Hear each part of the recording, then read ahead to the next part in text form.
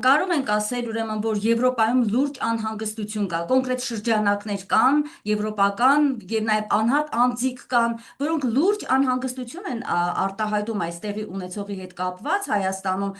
հենց խոսքս վերաբերում է եկեղեցու դեմ այս արշավին եւ մարդիկ հայտարարություններով են հանդես գալիս։ Ես կխնդրեմ շատ կարճ ներկայացնեք, հա, որպես Եվրոպայում բնակվողի, որից հետո ես շատ կարևոր մեկ այլ հարց ունեմ, բայց հիմա խնդրում եմ այդ դրական արձագանքներին անդրադառնանք։ Մենք ունենք բարեկամներ փաստորեն Եվրոպայում։ Արմենե ջան, մենք ոչ միայն ունենք բարեկամներ, այլև բավականին մեծ խոճապ է առաջացել, սիրելի Արմենե, նաև մեր ոչ բարեկամների բանակում, որովհետև ոչ մեկը չի կարողանում հասկանալ նման անհավասարակշիռ, չկշռադատված քայլերով աշխատող ինչ-որ մեկը, որին հորդորում են որպես վարչապետ,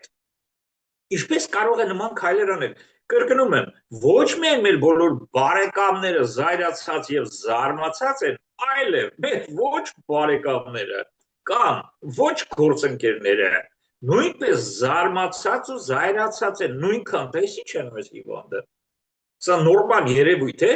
բերանը բացում է թե չէ, իրեն հակասող բաներ է ասում։ Մի հատ տրամաբանական գիծ չունի, որը սկսեց եւ մինչեւ վերջ ավարտեց։ Չնապարին ինչ ասես խոսում է։ Ինտերվյու է տալիս լրագրողներին, ինչ հիմարություն ասես դուրս է տալիս, ինքը իրան հակասելով եւ ինքը իր տակ փոս փորելով։ Դա իր գործընկերները չեն հասկանում։ Եվ եթե ոմանք, որի շուրջ մենք վերջում կանդրադառնանք ձեզ հետ, այսօրվա մեր զրույցի մեջ, ոմանք, եթե նրան պահում են, նրանք նույնպես կրակն են ընկել, թե այս հիմանին ոնց կարողանաս արդարացնել, ներկայացնել, փորձել խաբել ժողովրդին։ Ճիշտ է, անկեղծ լինենք, որ մեր ժողովրդի մի մասը, որի ուղեղի մեջ կարևորագույն կետը փորն է, այն, որ կարողանում են ուտել, խմել, պարել, ասում են, դե հիմա ինչ անենք, դե ված չի ասես, ինչ-որ մի փոքր մասն էլ ասում է, հա, հիմար է, իրար հակասող հայտարարություններ է անում, այո, մենք էլ ենք սա տեսնում, բայց տեսնում եք, իր ձեռը բոլորը կրակն են ընկել, եւ արևմուտքը եւ արևելքը, եւ հյուսիսը եւ հարավը, որ շուտ չեն կարողանում անել, որովհետեւ շիզոֆրենիկ է, ավելի լավ մեր ազգի համար։ Ինչ ավելի լավ, դուք խելագար չեք։ Ես այդ մտածողներին փորձեմ հասկացնել, որ վերջը պիտի լավ լինի, այ խելոքներ, այս պահին, եթե օգտվելով նրանից, մեր թշնամիները օգտվելով նրանից, որ այս շիզոֆրենիկին դեռևս ազգը հանդուրժում է, դա չի կարող երկար տևել, որովհետև այդ օգտվողներ մեր թշնամիները մեր գլխին այնպիսի բաներ են պատրաստում, որի մասին նույնպես մենք հետո խոսենք, համեցեք։ Շատ լավ, պարոն Գրիգորյան, ուզում եմ անցնել հետևյալին, այո, ինչպես ասացի, տարբեր հայտարարություններ ենք լսում, քիչ առաջ, այսինքն իմ ձեռքի տակ է նաև եկեղեցիների համաշխարհային խորհրդի դատապարտող հայտարարությունը, ասացի տարբեր անձինք, նաև լեհ գործիչներից մեկն էր օրերս հանդես եկել։ Հիմա տեսեք, ես ինքս գտնվում եմ այսպես երկու հակասությունների մեջտեղում, ինչպես ասում են։ Մի կողմից մենք Եվրոպայից լսում ենք մեր եկեղեցին շատ կարևորող, արժևորող, շատ համարող աշխարհում առաջին քրիստոնյա եկեղեցին, մյուս կողմից եւ միաժամանակ այդ հայտարարություններում խստորեն դատապարտվում է Փաշինյանի քայլերը, համարվում են որպես ոչ ժողովրդավարական, ինչպես հենց խոսում է այդ մասին Սլովակիայի հայտնի այդ հայտարարության մեջ, Սլովակիայի պաշտոնյաներն են խոսում։ Մյուս կողմից ամբողջությամբ անհասկանալի է Բրյուսելի Եվրամիության լռությունը։ Եթե մենք գործ ունենք այն փաստի հետ, որ տեղի է ունենում, ինչպես դա արտահայտված է Սլովակիայի համապատասխան նամակում, որ ժողովրդավարական արժեքների ոտնահարում է տեղի ունենում Նիկոլ Փաշինյանի կողմից, այդ դեպքում ինչու մենք չենք լսում եվրոպական չինովնիկների խոսքը մեկ բառ անգամ չեն խոսում իրենք, թե ինչ է կատարվում մեր եկեղեցու դեմ։ Ինչպես դուք կմեկնաբանեք Եվրամիության, Ուրսուլա ֆոն դեր Լայնի եւ մյուսների լռությունը այս ամենում։ Խնդրեմ։ Արմենե, եթե դուք իմանաք, թե ինչ է կատարում Եվրամիության պարլամենտի ներսում, ձեր այդ հարցի պատասխանը երևի 50% ինքներդ կտաք։ Սարսափելի իրավիճակ է էներգետիկ ահավոր ճգնաժամի պայմաններում Ֆոն դեր Լայենի եւ նրա խմբի տարօրինակ վարքը, որ չպետք է Եվրոմիությունը ապահովի էներգակիրներով։ Սա մեկ ֆենոմենալ երևույթ է։ Սրա շուրջ գնում է հսկայական պայքար։ Մայիսի 26-ի իմ սիմպոզիումը նոր Եվրոպայի էներգետիկ անկախությունը վերնագրով շատ մեծ աղմուկ բարձրացրեց, որովհետև մենք մատը դրել էինք վերքի վրա, եւ այստեղ կա երկու բանակ, մեկը Ֆոն դեր Լայն Պոշտա եւ այլն, Կայա Կալաս եւ դրանց նմանների կոռուպցիայի մեջ թաղված եւ նաեւ ոչ կոմպետենտ անձնավորություններ, սարսափելի ոչ կոմպետենտ անձնավորություններ, կեղծիքների մեջ տարապող, իրար հականսող քայլեր անող այդ խումբը եւ մյուսը նոր Եվրոպայի շարժումը, որտեղ ես նաեւ ստեղծեցի մի ոչ դերևս պետական կոմիտե, ոչ ֆորմալ կոմիտե, որտեղ 7-8 շատ խոշոր Եվրոպարլամենտի պատգամավորներ մտել են եւ եթե դուք նրանց հետ խոսեք Հայաստանի շուրջ, կստանաք համարժեք պատասխաններ եւ համարժեք գնահատականներ։ Եթե խոսեք Ֆոն դեր Լայենի եւ նրա նմանների հետ, ոչ մի բան չեք հասկանա։ Ասում են Հայաստանում ժողովրդավարություն է, ասում են Ֆոն դեր Լայենը, երբ որ ինքը ժողովրդավարության հետ ոչ կապ չունի։ Եվ ես ձեզ պիտի հայտարարեմ, որ Նիկոլի Պապան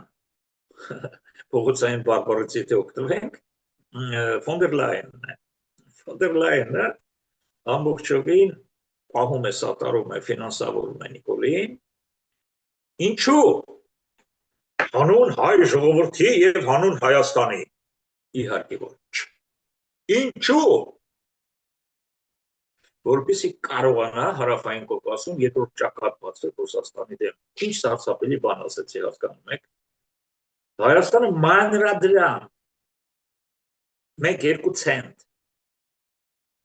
Ընդ որում, սա տարվում է հազվագյուտ բան։ Դա նաև Միացյալ Նահանգների կողմից ինչ է նշանակում հազվագյուտ բան, որտեղ այսօր Եվրոմիության եւ Միացյալ Նահանգների շահերը լրիվ 180 աստիճանով իրար դեմ են։ Կամ ոնց որ Աննա Վերբոկը կասեր 360 աստիճան իրար դեմ են։ Բայց այս հարցում համընկնում է։ Ինչու՞։ Որովհետև Տրամպին օդի պես պետք է Իրանի դեմ ինչ որ մի բան անելը։ Դուք հասկացաք, ես ինչ ասեցի, այս մանրադրամը, որը կոչվում է Նիկոլյան Հայաստան, այս մանրադրամը ծախսվում է Ռուսաստանի դեմ ճակատ եւ Իրանի դեմ ճակատ բացելու վրա։ Այսինքն ուր ենք մենք։